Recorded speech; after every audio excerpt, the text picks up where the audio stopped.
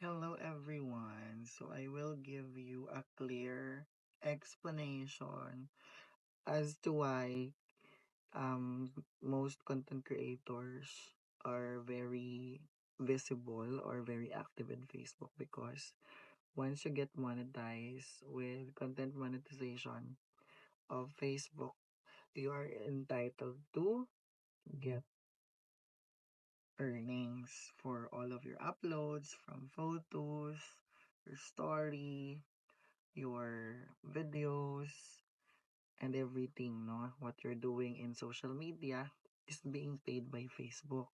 So for those who are doing their best to be monetized with the content monetization program, it will be Facebook who will invite you for the program, but you will be able to also send your request if you haven't submitted yet.